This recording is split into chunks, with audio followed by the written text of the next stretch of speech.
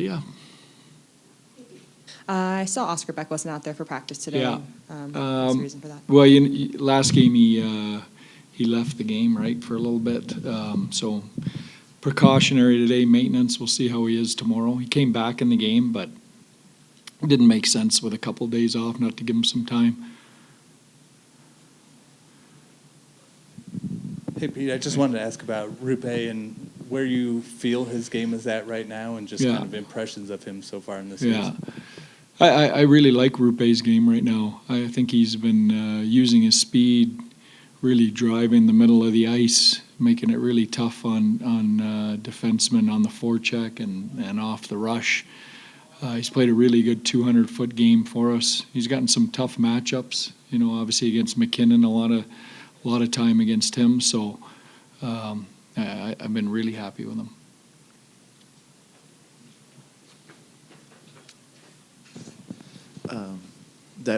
I think that was probably Miko's best game of the series. Yeah. Obviously made the play at the end, but just from start to finish, it looked a little more like what people around here are used to seeing, the things he does on the ice. Did you feel the same way, and how do you think that's going? I did. You know what? I think that game's been coming. He's been building his game here. I thought game 2 was better than game 1. Game 3 was better than game 2. And I agree with you. Especially when you rewatch the tape, he won a lot of puck battles. He was heavy. He was hard. He had some good looks to score. Just didn't go in. He created that winning goal. Both with a defensive play. First he blocked a shot.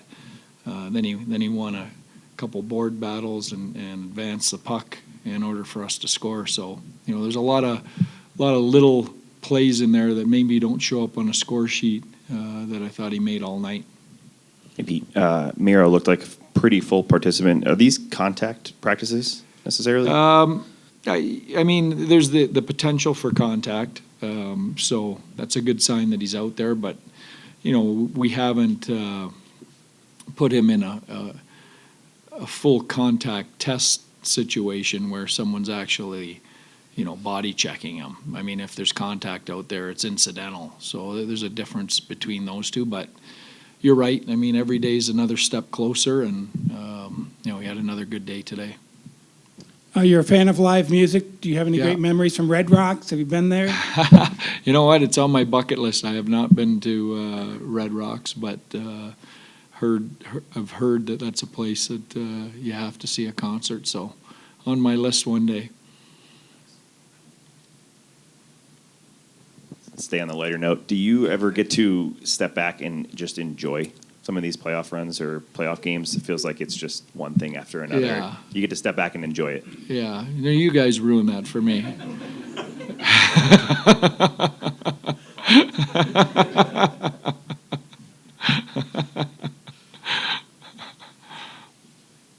Stay on the lighter note one more time. Yeah. Do coaches or players are a creature of habit? They like to do the same routine. Do coaches before a big game? Do you do anything? Do you have any habits that you kind of maintain?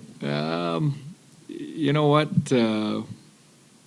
Actually, here in Denver for years now, I walk to the rink and back. I'm probably going to get mugged now on the way. Now that I'm telling you this, but I try and walk. Because I really enjoy downtown Denver, and it's a nice walk to the hotel. And there's a pizza place about halfway between here and our hotel. I try and stop at a lot, and it's got a Big Mac pizza that tastes exactly like a Big Mac. It's unbelievable. The name of it is I'll have to get the name of the pizza place. I wish I could give it a shout out right now and remember it, but. I've never had anything like it, and it has a jalapeno popper pizza with grape jelly. Sounds crazy. It's maybe the best thing I've ever tasted. So try it out. Yeah, huh? Slice Works. Halfway between here and try the jalapeno popper with grape jelly. I'm just trying to get free pizza. Yeah. Hey, Pete. Yeah. The score suggests that these two teams are remarkably close, but as you're watching the game unfold, especially games 2 and 3, does it seem like these teams are even with zero margin for error? Yeah. Yeah, I think that's fair. I think that's a fair statement. I mean, you could argue that, either team could have won all 3 games. The other team could be up 2-1. So I think that's fair. That's playoff hockey. And you look around the league, I mean, that Toronto-Ottawa series is 3-0. That, you could argue it could be 2-1 for Ottawa too. Situational penalties, special teams, goaltending, overtime games, health. I mean, that's the gauntlet you have to run through in order to keep advancing.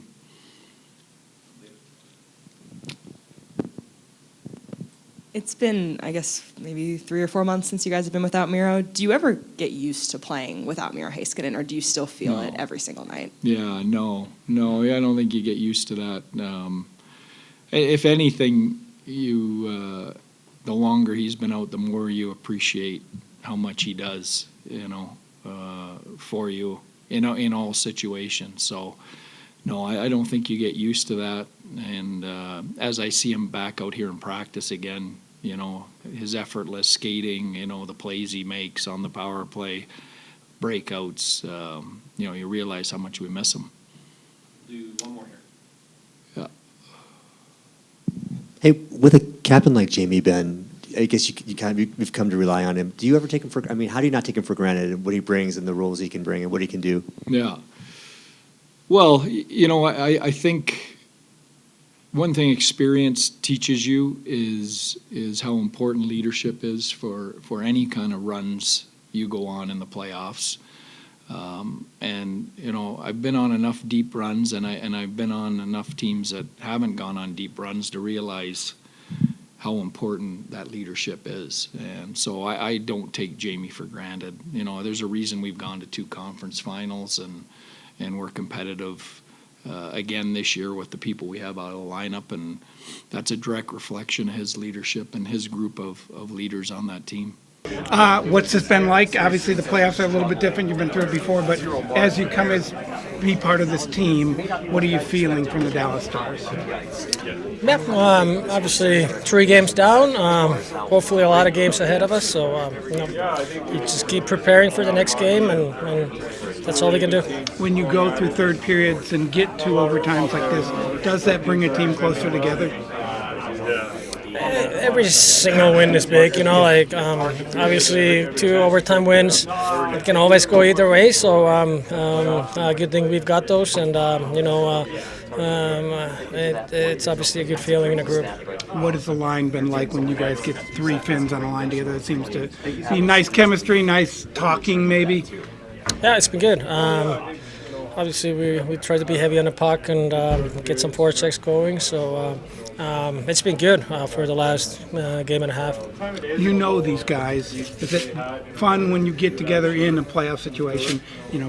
Obviously you get to play with Esa some during the Roope during the season, but just now, just getting it all together. I don't know. Did you play with them at all, at younger ages during their national games? Probably played with Miko in one national tournament back in the day, but it's just you don't really think about it too much. You just go out there and play. Do you know their tendencies? Does it make it easier when you're on the ice? Yeah, it does. Obviously, I know really good what type of players they are, and it's just going out there and not thinking too much, just playing. And like I said, we've been playing pretty good hockey for the last game and a half. How important is it to not think too much? Because obviously, when you can do that, it seems like your game's a lot faster. Yeah, you gotta play out there with your instincts. Obviously, there's some things you gotta do inside our system, but at the same time, you gotta just go out there and react and play with your instincts, and that's how the game is at its fastest for sure. And then we've talked about Esa a lot just because of the PK the other night. What have you learned about him in the time you've been with him this season? I've known this for years. I He's one of the top defensemen in this league. You can see in the practice how smart he is, how strong he is.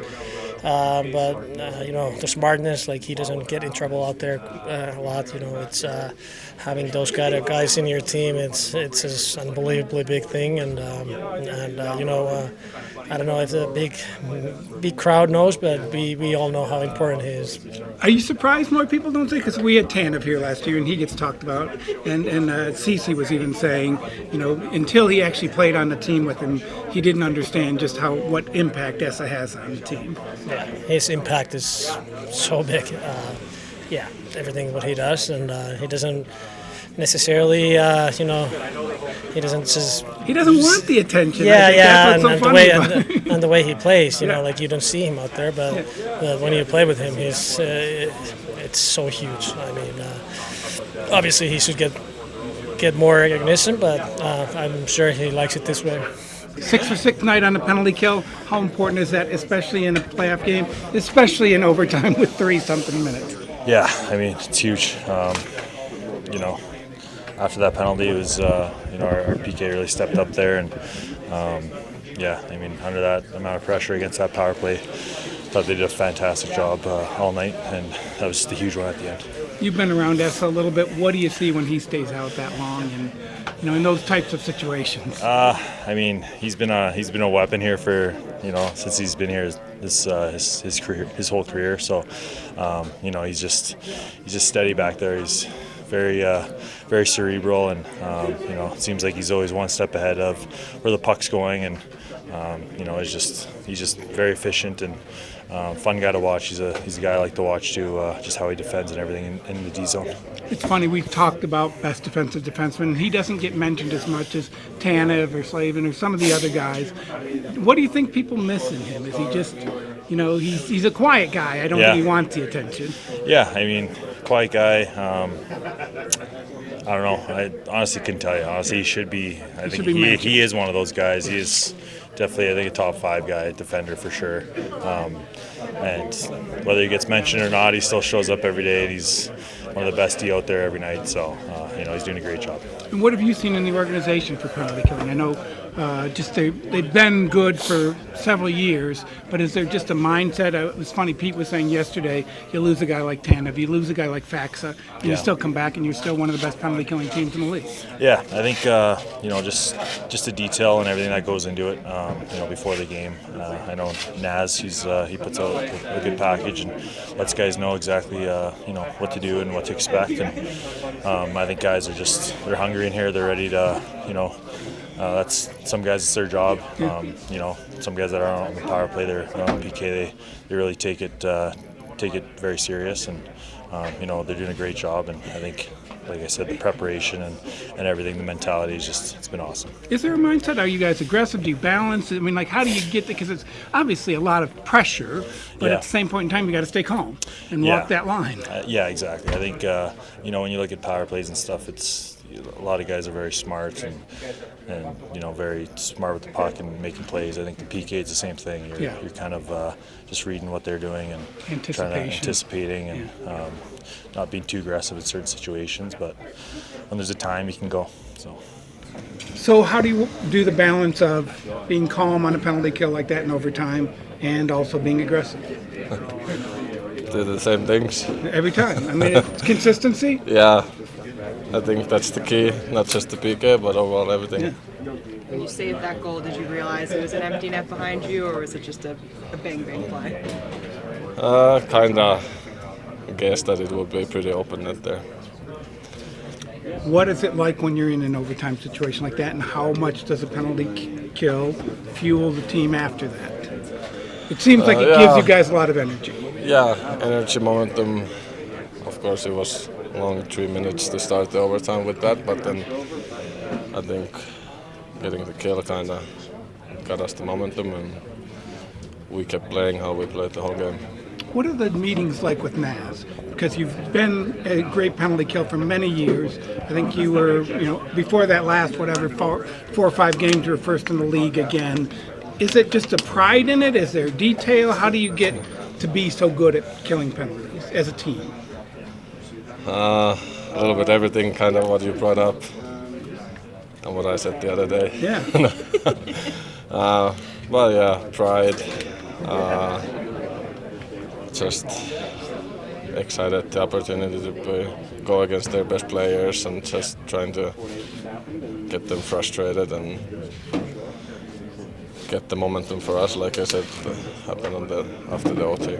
Pete said the other day you guys lose guys like Fox and Tanev, and you just roll over and a new group comes in and you all become good penalty killers again. Is that just something that runs through the team? Is that, do you talk to them at all? Are you the leader of them at all? Not too much. I think the structure is quite simple, what we rely on, and so it doesn't really matter who's out there playing PK.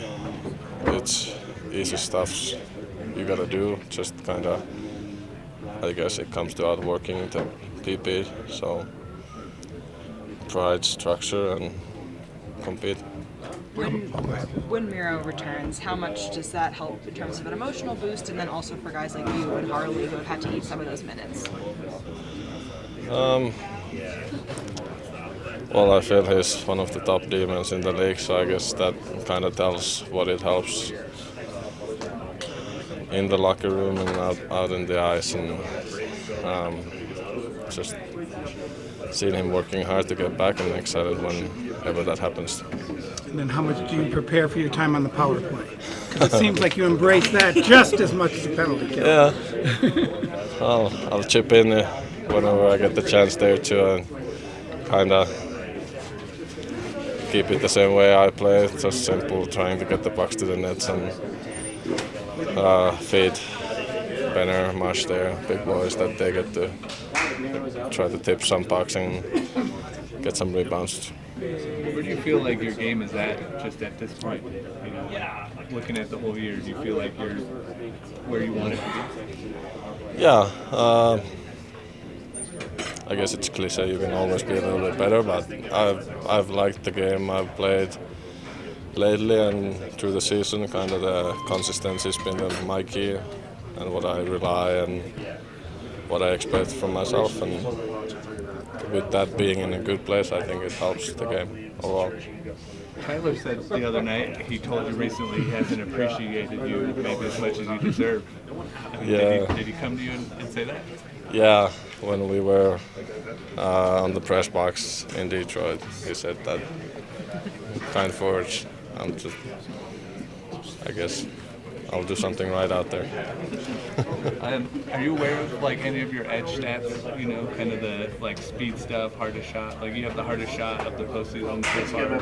Me? Yeah, second fastest speed, not speed burst, but top speed. Oh yeah. Yeah, is that surprising to you? Yeah. I hope our strength coach gets steady. Late in the regular season, he was showing me some games where I wasn't super fast, so I'll pass that info for him. There you go.